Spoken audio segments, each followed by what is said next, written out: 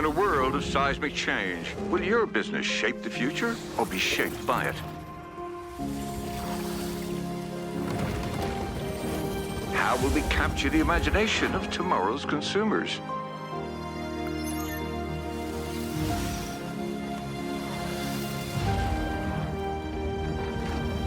And overcome operational constraints to focus on future growth.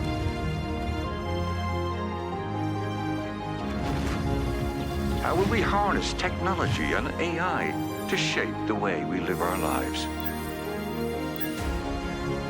And how will we unlock economic and social prosperity through environmental responsibility? With EY's full spectrum of services across sectors, we're all in to shape the future with confidence.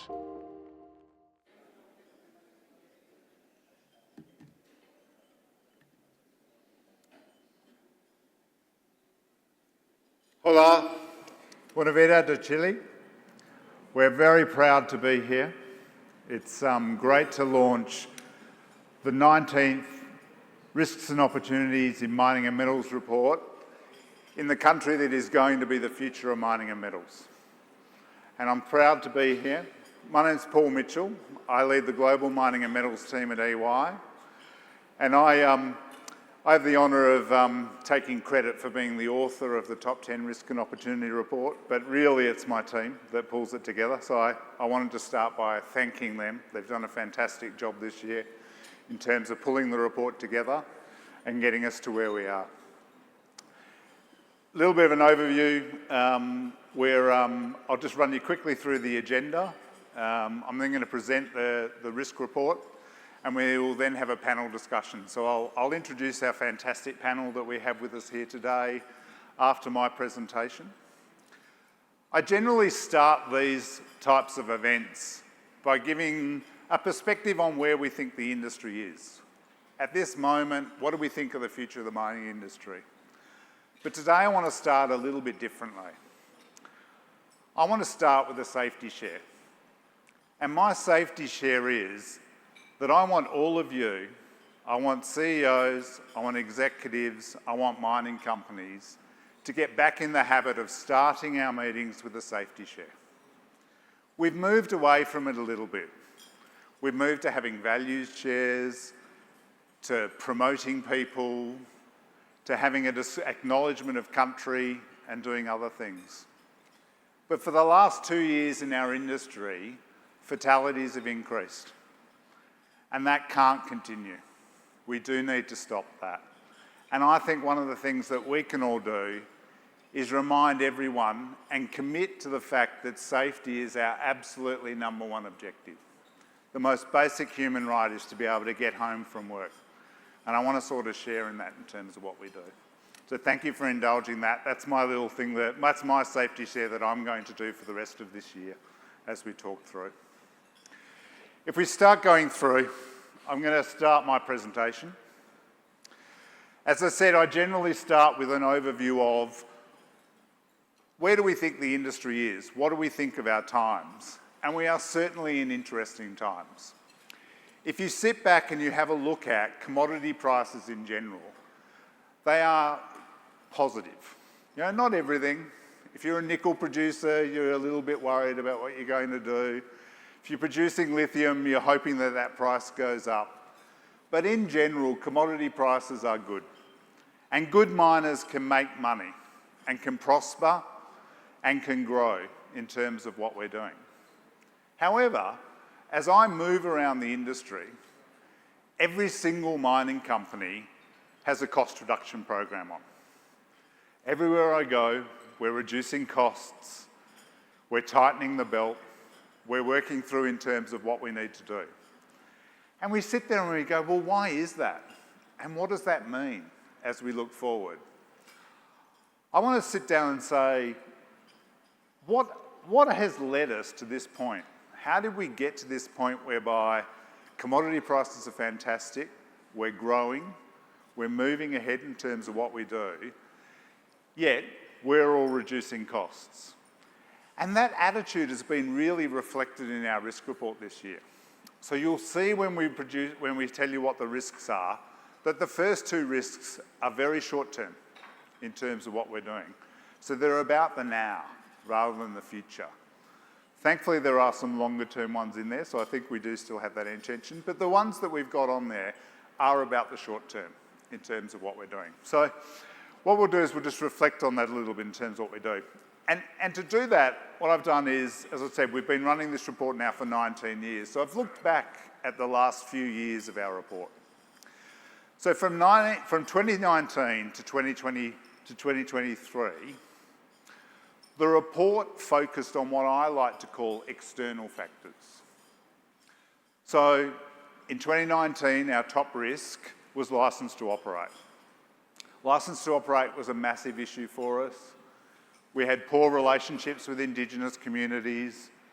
We had some tailings dams facilities that failed. And the industry needed to do a better job with communities. I think we've done a fantastic job of that. We have addressed a number of those issues. We've made commitments to invest in communities above what our regulatory requirements are. We've rebuilt relationships with those communities and moved ahead in terms of what we do with them. And that risk we felt that we had that one under control in terms of what we did. In 2020, our top risk was climate change. We all committed to the net zero journey that the world needed. But we also committed to the fact that we needed to produce more minerals because mining is critical for that energy transition. And so every major mining company came out and they all made a commitment to net zero. We all made commitments to reduce carbon by 2035. And we all committed that what we were going to do was progress to that net zero target. And we've made great progress. The uptake in renewable energy that we've seen over the past few years has meant that we've significantly reduced the carbon that is used in our industry across the globe. You know, mining and metals has been a real leader in terms of that carbon reduction. And so that risk reduced for us. We then had 3 years in a row of a much broader risk that was ESG. And so the ESG risk was really about how do we tackle some of those other sustainability issues that we're seeing around the world? So we did some great work around water. You know, it seems every major mining project that gets built now includes a desalination plant. We provide additional water to communities. We committed to biodiversity. We've started working on the diversity of our own workforce. Chile is now the world's leading nation for women being engaged in the mining industry. And I think we should just pause to give a quick applause for that because it's a fantastic effort. 23% of the industry here in Chile are women. And that's a statistic that everyone else needs to beat and we need to get competition going. BHP has passed 40% women in their Chilean operations. That's the sort of target we need to aim for. But we did a great job. And then we started looking at nature. So at last year's COP, major nations made commitments to be nature positive. Mining was 2 years ahead of them. We'd already made those commitments. ICMM had already come out and said we need to be nature positive in terms of what we did. And so again, that risk reduced. We did a great job. And when I look at those external factors altogether, I think the overriding conclusion that I make is they weren't about licence to operate, they weren't about carbon, they weren't about ESG. They were about rebuilding the brand of mining. They were about saying to people, we're responsible. And the fact that we've done such a great job in proving to them that we are responsible has meant that we have the right to grow. People don't hate mining anymore. We're in a great position. People now recognise that mining and metals is critical to the energy transition, it's critical to the rollout of AI, and it's critical to maintaining our way of life as it exists today and what we hope it to be for our children in the future. What a fantastic position to get to in that period of time. And given that we were now seen as responsible citizens, Given that we now had this view that people liked us, that we could earn capital again in global capital markets, mining companies then switched in 2025 and said, okay, commodity prices are good. Commodity prices look like they will be good for the next 20, 30 years. And so mining companies said, now is the time to grow. And they committed to growth. So boards around the world said it's time to grow. And so normally when a mining company says it's time to grow, it's time for M&A. And the early part of 2025 and the late part of 24 saw a couple of transactions compete. So we had Newmont take over Newcrest, but we also had some transactions that didn't go through. So Glencore made a takeover offer for Teck that the Canadian government did not allow. And BHP, of course, made their bid for Anglo American. Those two transactions not completing made boards rethink again. And we said, wow, M&A is hard. It's not like it was 20 years ago when Xstrata, bought all those companies in northern Canada and bought MIM in Australia and BHP bought Western Mining. That mid-tier of companies to acquire and grow is very small in terms of what's there. And a takeover isn't just about convincing shareholders anymore, it's about convincing governments, it's about convincing other stakeholders that takeover is the right thing. So mining companies said, okay, if we're going to grow, let's build. And we saw some fantastic announcements around growing through building new assets. Here in Chile, of course, we had Escondida announce a $14 billion US expansion. We had Codelco and Anglo American announce a joint venture to start to unlock some of the resources between their mines. And we had other alliances and joint ventures announced that promise the future in terms of what's there. And so we had this great period where at the start of 2025, we were looking out and we were saying, this is fantastic, we're going to grow, this industry is going to be lots of fun in terms of doing those sort of things. Then in early April 2025, President Trump got on the front lawn of the White House and we had Liberation Day. And while Liberation Day on that particular day might not have had an impact on us, it scared us. It scared the global mining industry. And it caused uncertainty. And it reduced risk appetites in terms of what we're doing. And one of the reasons it caused that uncertainty is because we didn't know what the tariffs were going to be from one day to the next. So if you remember, the tariff for China was initially one rate. It was double the next day when China said, well, we're going to put the same tariff on the US. Then Canada got some extra tariffs. Brazil's seen some extra tariffs this year. And there is just uncertainty about what the environment's going to be like. But there's far more uncertainty about what impact is a global trade war. We've worked towards free trade for 50 years. What is that going to do to global economic growth? And if global economic growth slows in China and the US, the demand for minerals decreases. 80% of copper goes to China and the US. A trade war between them is not good for countries like Chile, and it's not good for our industry in terms of what's there. And so we became uncertain.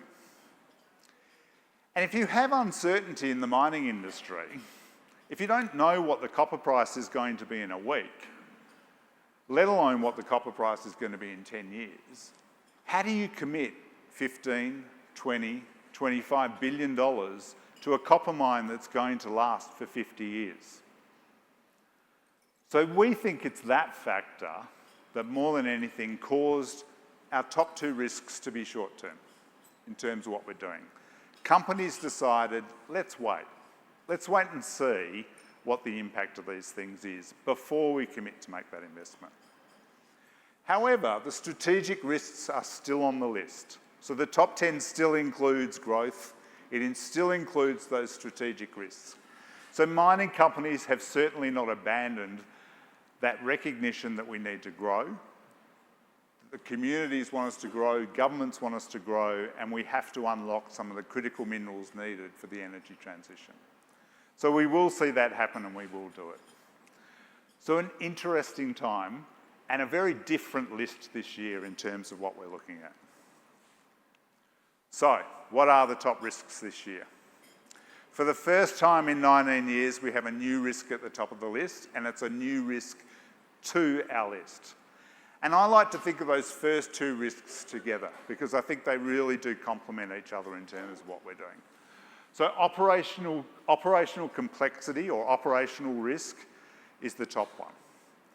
We all know that to succeed, we have to get better at the way we run our operations. You succeed when you're in the top of the cost curve. You succeed when you are the best operator. And everyone has recognised that that is one of the things we have to do to get ahead. Rising costs and productivity is number 2. Some of you who have heard this webcast before will know that I've always insisted rising costs and productivity is on the list. A former CFO at Rio Tinto told me, if you don't have rising costs and productivity on the list, you don't understand the mining industry. Every time we mine a tonne, the next tonne is more expensive. And so we need that one on there. But being number 2, I think, reflects that uncertainty. We then see, though, as I said, that capital is number 3. So our view is that we're saving money, that we're improving margins to save for when we start to grow. To improve our balance sheets, to reduce our debt, and to have a cash store ready for when we want to make those acquisitions and when we want to build our new mines. Retained cash is, of course, the cheapest capital we will ever get. And mining companies are getting that together so we can get ahead. I was really pleased to see workforce back on the list this year. You'll remember it fell off last year. That was my big surprise last year, was that workforce dropped off the list. I was very pleased to see that back on the list this year. I think that reflects a couple of things, but ageing workforce is a real issue for us. And as mining workforces have become more mobile, that ageing workforce has become a real problem in certain countries. Because we're seeing our workforce move to where the money is, and that might not necessarily be where the minerals are. So that's going to create issues in the future as we move ahead. The surprise for me this year was that geopolitics was number 7.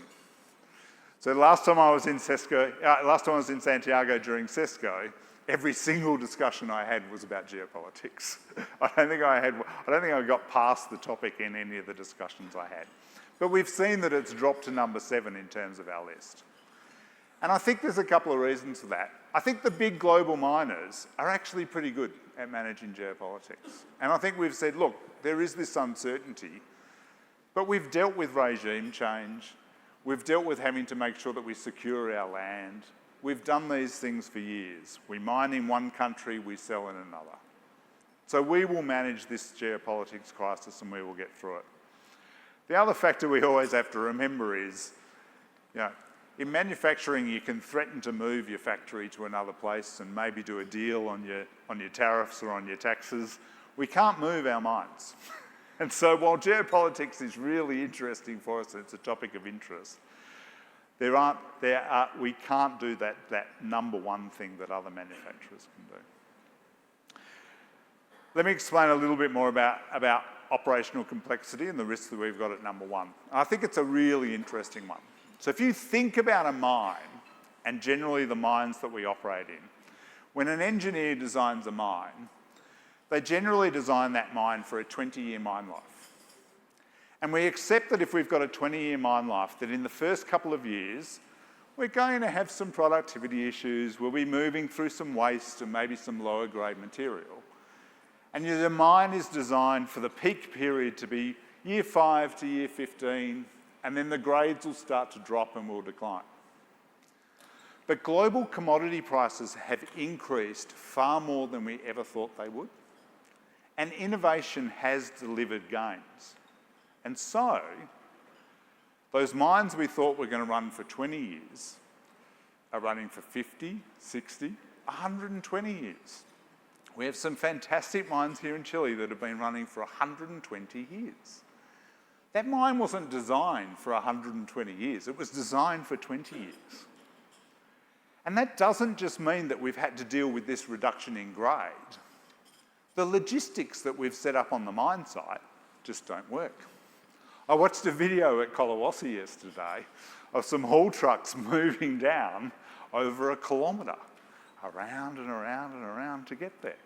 That wasn't what was designed initially. The geotechnical factors of the ground that we're digging are completely different. The material that's presenting to our beneficiation plant and our primary circuit is completely different to what it was 30, 40 years ago. And so these factors have generated complexity. And to add to all of that complexity about how we run our mine, we're also saying to our miners, you've got to look after the community, you've got to manage diversity, you've got to look after ESG, you've got to do all these other things, and you've got to deal with increased tariffs and taxes. No wonder they're sitting back and saying, this is complex and we need to do something different. So a really interesting risk. We need to rethink mine design. We need to radically rethink, are we moving material in the right way? You know, our mine might have been designed so that we're running down a stope with a bogger, or we might have a cave. Is that right for the mine that we're operating today? Our open pit might use trucks, big 300-tonne trucks. Is that right? Should we be using conveyors? Should we be pre-treating material before it gets to the beneficiation plant so it's more consistent when it gets there? What should we be doing to make sure that this works?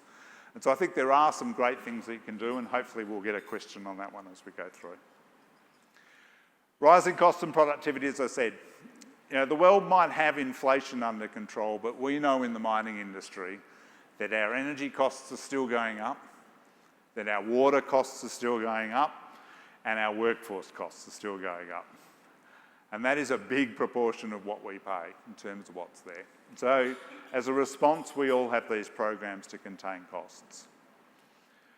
I do think innovation and AI will be the secret to unlocking further cost reductions. I think we are at the point where that promise that AI will deliver on those sort of things is real.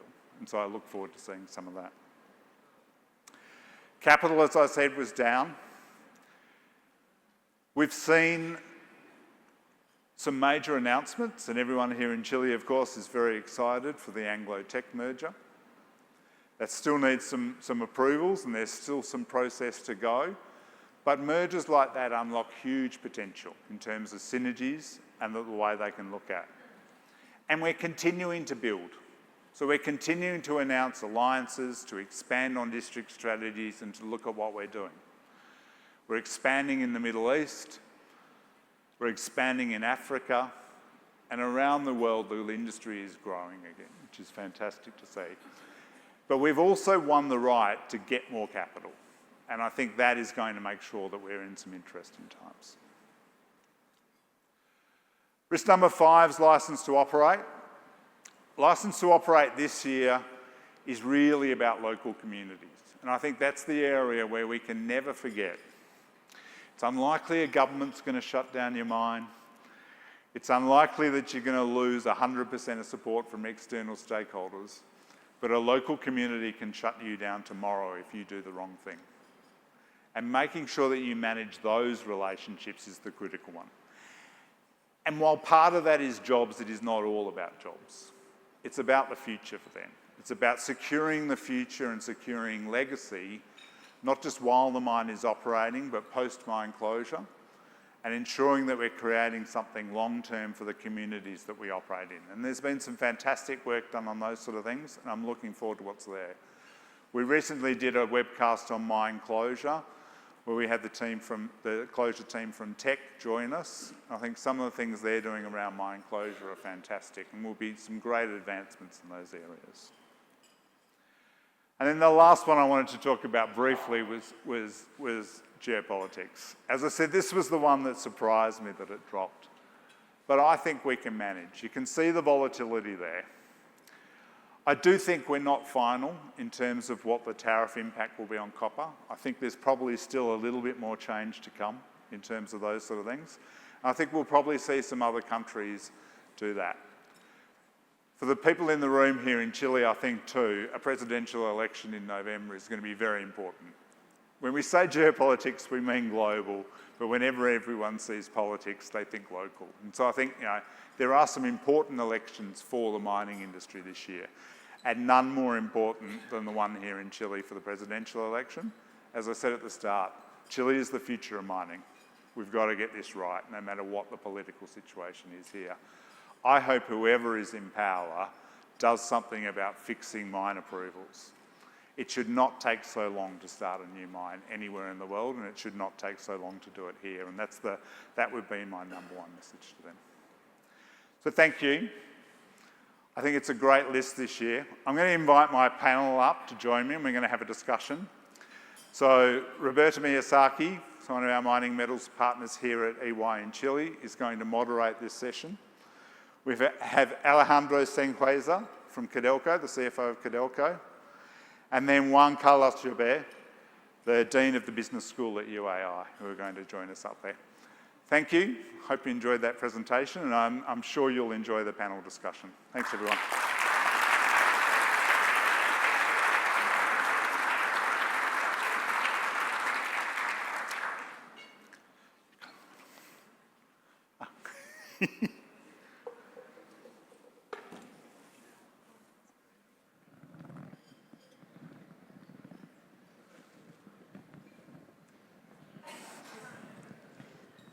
I think I'm going to turn my bit like that. I'll be like this, so I can section. Hi, everyone. First of all, very quick comments. So you have a QR code on the middle of the tables for questions, if you will. Thank you for all the online audience as well. I mean, you can also send questions in the chat. So let's start then. So I would like to start with the first operational complexity topic, Paul. So what are you seeing that the mining companies are doing to tackle this complexity nowadays? Look, I think innovation has become real at all of the mining companies we're working with.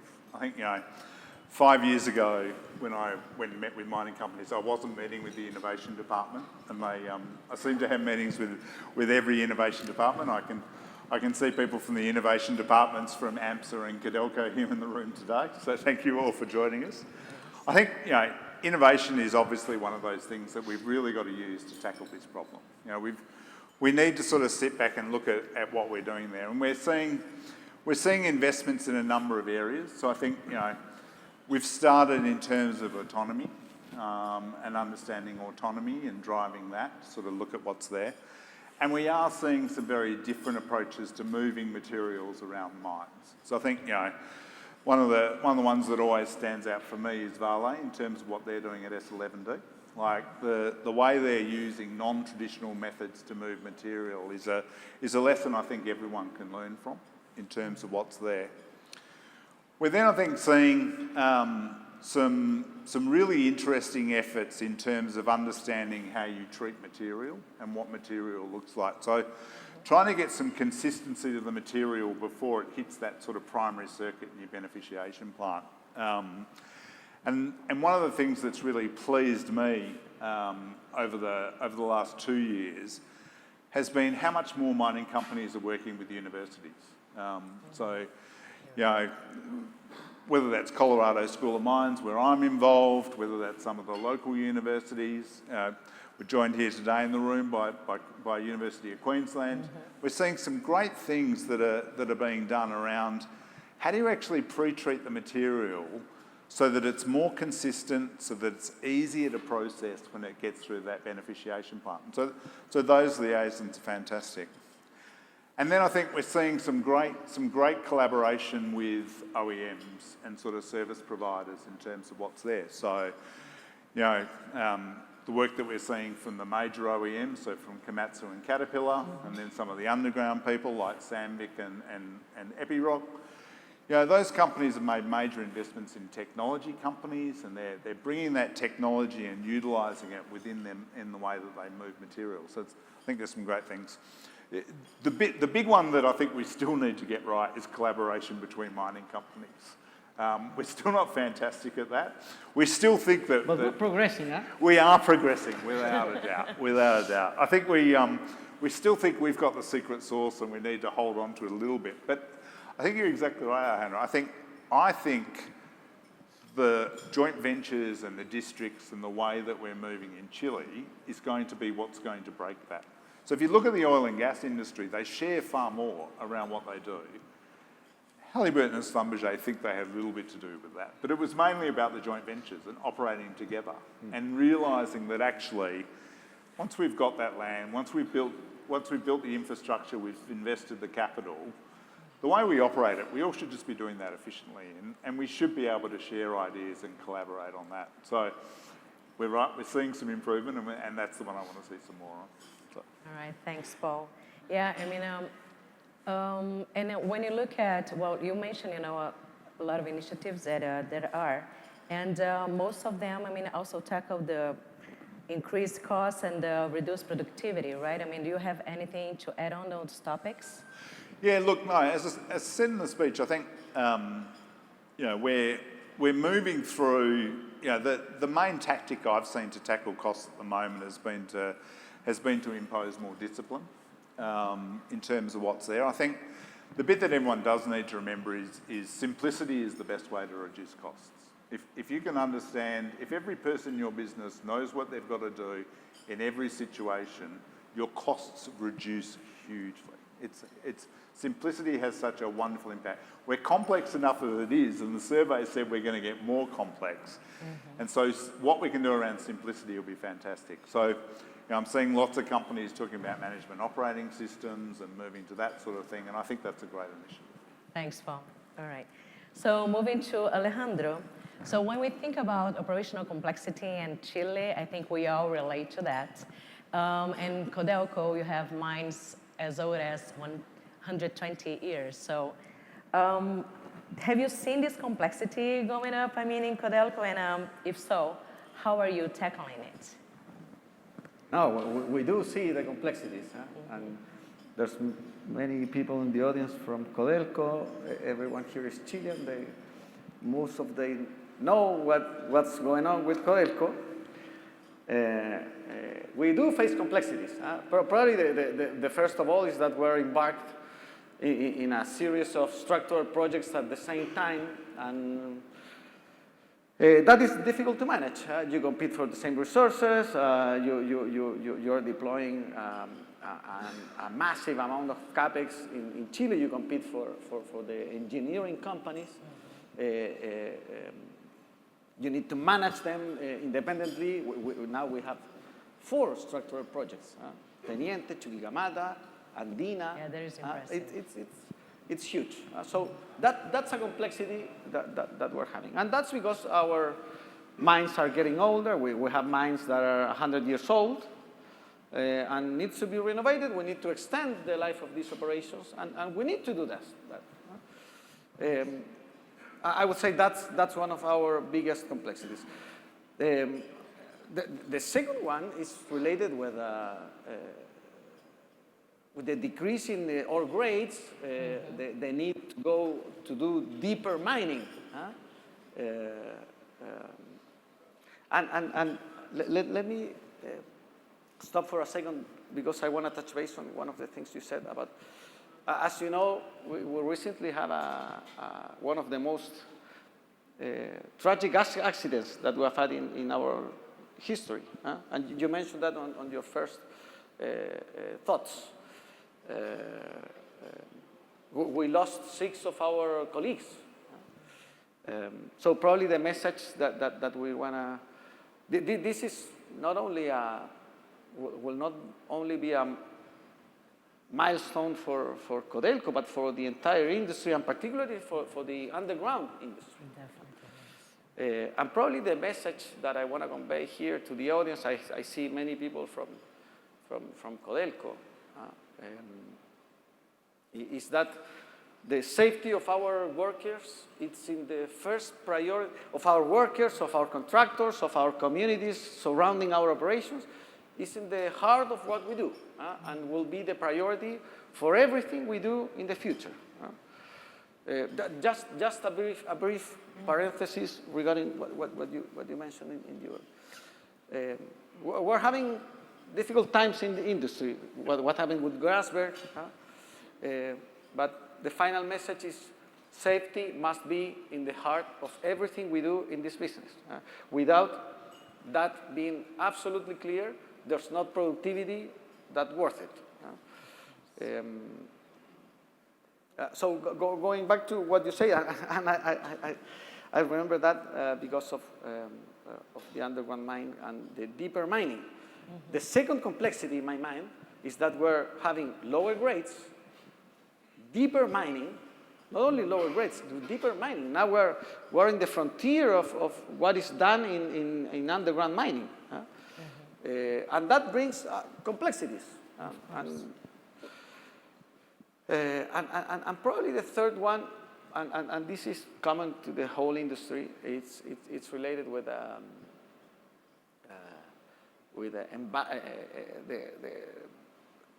environmental, the communities. Now doing mining it's more difficult than 20 years ago. Yes, definitely. And that brings complexities not only to Codelco, to the whole industry. That's why projects now are more expensive to develop than before. And it's a fact that you mentioned in the study. And that is something that we need to work on. No, that's perfect. Thank you very much, Alejandro. And then when we look, Juan Carlos, to the external factors, I mean, how do you see this also impacting in this complexity in the operations? Well, first of all, thanks so much for the invitation. It's great to be here. Paul, great presentation. I'm happy that EY is launching this report for the first time in Chile. I think that highlights the importance of our country as a mining superpower. I want to think about it in those terms. And it's great to see so many friends in the audience.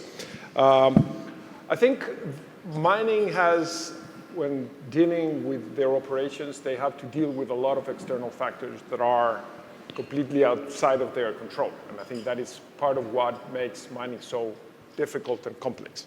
There are, of course, the geopolitical factors that were mentioned, like declining ore grades, the increasing geological complexity of mines. What happened in Teniente, I think it's a clear signal of that geological complexity. In the case of Chile, but I think this is also true in other countries, permitting and regulatory changes are a big external factor that mining companies need to deal with. When you look at the permitting process in Chile, I mean, the government is making efforts to make it more smooth, more predictable, but it's still a big challenge. I mean, the time it takes to develop a mining project from the early exploration to, start of operation are way too long. And that is mostly outside of the control of mining companies. I think indirectly, if mining companies do a better work at working with local communities, reducing their environmental footprint and so on, that indirectly, helps get the permits because it's, aligns people with mining, improves reputation, local communities and authorities and so on are more willing to live with companies next to their daily lives. The other thing I believe is a challenge that is external to mining companies, is infrastructure. So mining companies are developing, as Paul said, water desalination plants to secure water and reduce impact in local communities and so on. But power, for example, it's in most cases external. What we have seen in Chile is a quick transformation of the power grid into renewables and the demand from mining companies and the requirements that they impose on power utilities to clean their production or their generation has been a big driving force of the transformation of the energy system. But still, the costs of energy are in many cases outside the control of mining companies. So I think that is another one. And the other one I think it's important is requirements on ESG and climate change. I was surprised by how down in the list climate change is. I think, I don't know exactly why that happened. maybe because companies are used to deal with those challenges already. Yeah, that's what we think, they, yeah. They incorporated those in their operations and they are doing what they need to do. But I think that could, I mean, that is a dynamic that we don't know exactly how it's going to evolve. In Chile and in other countries, we see a lot of NGOs and groups that I think oppose mining and don't really understand how important mining is for the energy transition. I think there is kind of a contradiction there because we know that without copper, lithium, and other critical minerals, there's no energy transition, but still NGOs oppose mining projects sometimes in the name of the environment, which is a contradiction. And I think we need to pay attention to that because if those requirements become too, hard to comply with, that could be also something that put pressures on operations. Oh, definitely. Thank you. Yeah, that's definitely a balance that we need to find. And I want to make, the comment on the cost of energy, for example, right, that you mentioned, Juan Carlos, and bring back Alejandro. Well, just so you know, rising costs and productivity was really top ranked for the Chileans, people. So how do you, can you share a little bit, of the measures, that Codelco are doing, towards that? Reducing the rising costs and the productivity. Well, first of all, that doesn't surprise me at all. It's and I agree with the CFO of Rio Tinto that you mentioned in your speak, that nobody that do not see rising costs as a major risk in this industry doesn't understand this industry. It's part of the business. We have an issue with that. It's not only Chile, it's everywhere. I will refer to Chile. But here we're facing, and I mentioned it, we need to move more material than before. The copper grade decreased 25% in the last 15 years, which means that in order to get the same copper, you need to move 20% more material, and that's cost. Chile is producing the exactly same amount of copper that produced 20 years ago. But now we move 20% more material than 20 years ago. We're facing, and I mentioned initially, we're facing more pressure from communities, environmental.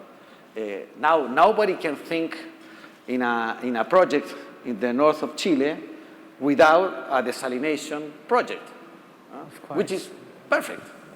But that adds cost to the process. So it doesn't surprise me that's one of the top priorities in this country. What are we doing? It's not reinventing the wheel here. It's productivity, operational improvements, automation. That's what we need to do.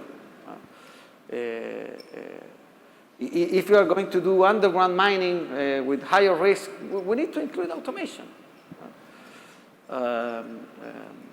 We need to use AI to improve the performance of our plants. There's many things to do on that matter, and are related with operational improvements and improvements in productivity.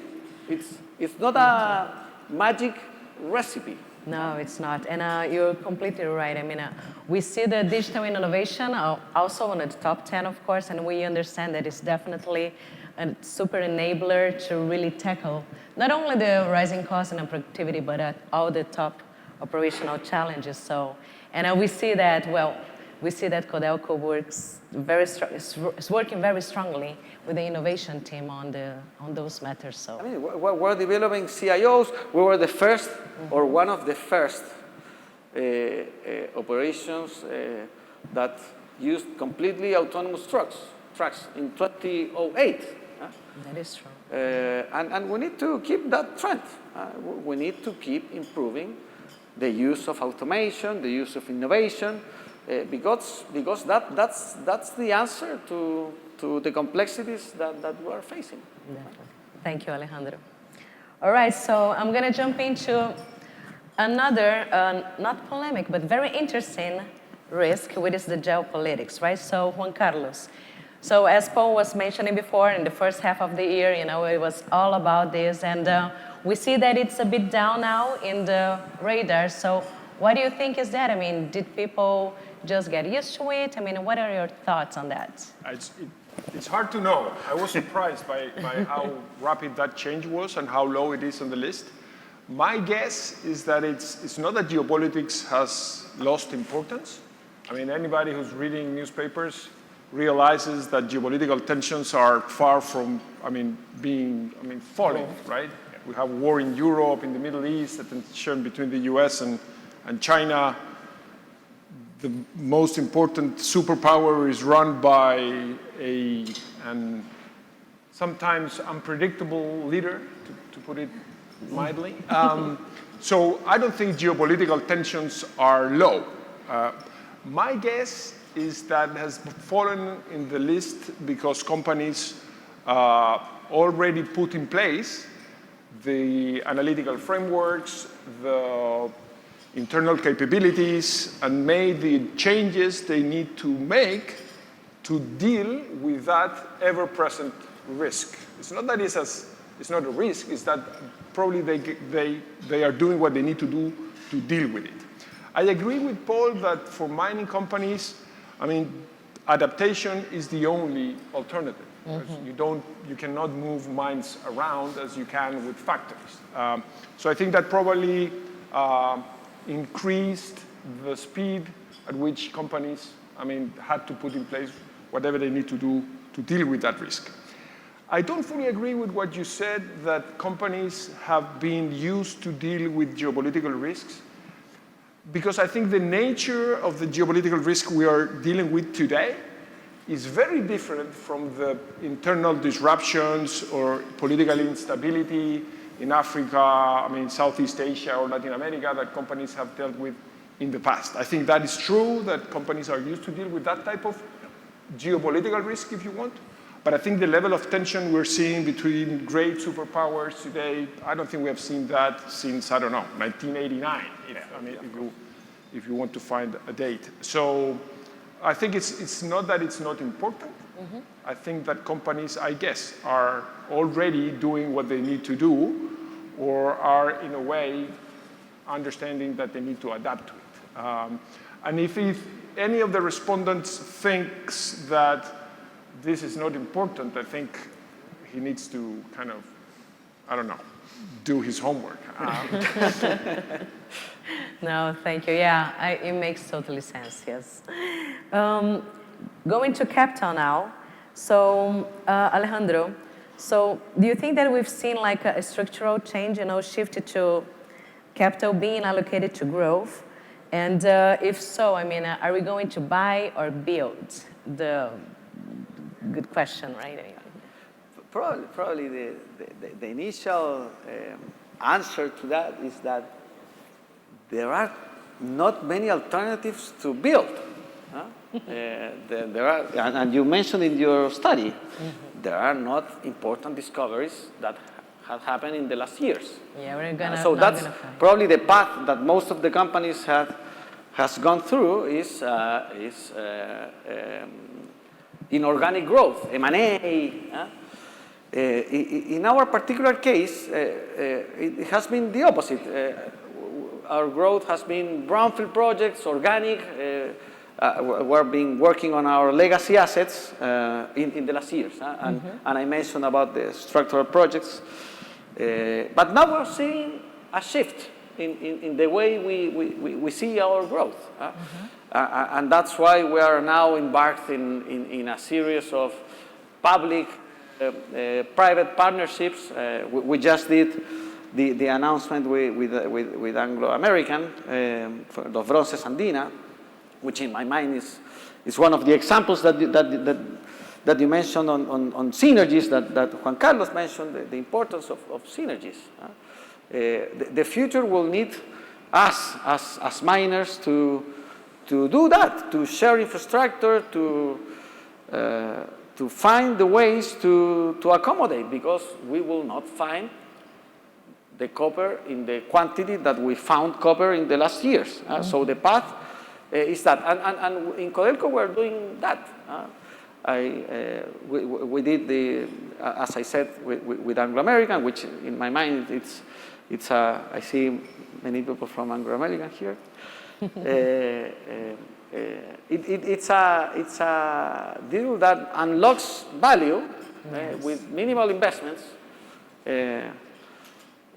It's like an infinite IRR. We're unlocking $5 billion in value with minimal investments. And there's many things that you can do on that matter. We have opportunities in the north. We're seeing probably one of the biggest drivers, Anglo-Tech, is Collahuasi and Quebrada Blanca. We can share infrastructure.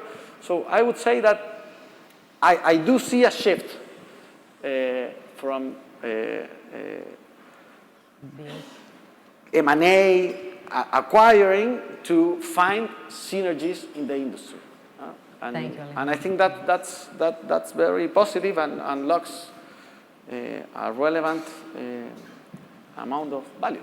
It is, no, definitely. I think Codelco and Anglo, I mean, we're all like very, very pleased to see that this type of synergies and initiatives. Yeah. So thank you very much.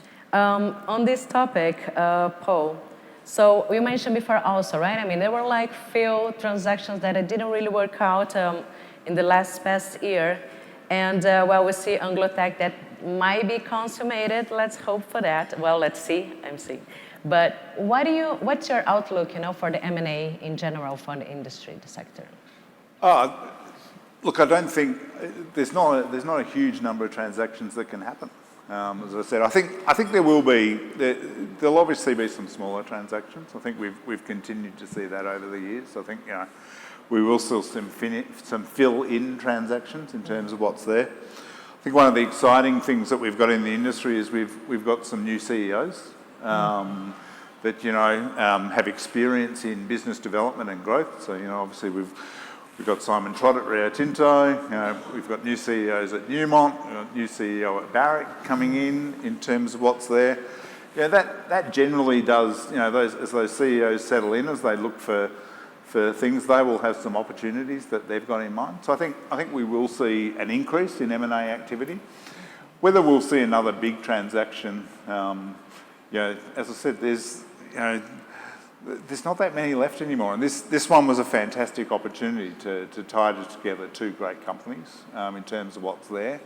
And I think, you're exactly right. The Collahuasi QB opportunity and the synergies that can flow from that deal, no one else could really bring those together. I mean, Glencore was the other one that could bring it together given their interest in both assets, but they tried and that didn't get approval. So I think it's a great transaction. I think it's a transaction that would be great for Chile because I think those synergies will be fantastic. And as I said, I think it's a transaction that will be great for the industry because I think it'll be one of those things that will help drive the collaboration we need to make innovation work. So I'm looking forward to it.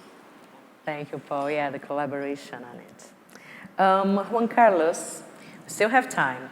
So if we look at the workforce challenges that Paul mentioned at the beginning, right, and the mining branding, that we've been working and reconstructing, I mean, how do you see as it is right now? I mean, did you see this improving, and do you think that it will help our challenges in the workforce, challenges that we have?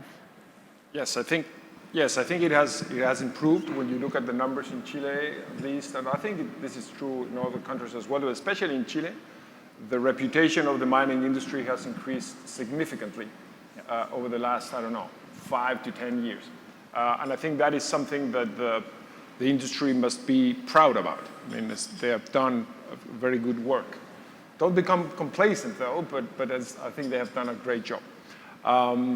I think the energy transition and the fight against climate change, even though some people these days don't think it's important, I still believe that in the long run, that's probably the biggest or one of the biggest sources of legitimacy for the industry to operate.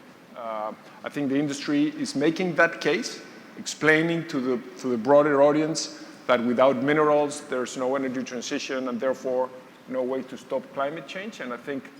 But I still think we need to keep explaining and repeating that, consistently, because I think that is a great source of legitimacy. But it also imposes mining companies, the necessity to be consistent. You cannot, surf the wave of the energy transition and then have your own operations be a big source of emissions. So in Chile, companies have done a great job, signing renewable energy PPAs to secure power, but mining trucks still burn a lot of diesel. I know it's operationally difficult to do, it's expensive, the alternatives are not that clear, but I think consistency to be able to really, take advantage of that legitimacy opportunity, it's important. I think that the race for talent is going to get increasingly difficult for mining. At the more kind of professional level, when I see the energy industry that I follow kind of relatively closely, and I work at the university, young people tend to be more attracted to renewable energy than they are to mining. And we can discuss why that is. Mining companies tend to operate in isolation. They have a tendency, this is cultural, to kind of don't say much about what they do. We don't have time to discuss why that is. But I think transparency, openness, the capacity that companies have to show what they do, how sophisticated mining is, the opportunities to develop your talents within the industry. We need to do more of that, because we are not competing only with energy, but we're competing with technology, AI, and so many other industries that I think that is very important. Transparency, tell our story with pride, and open our doors.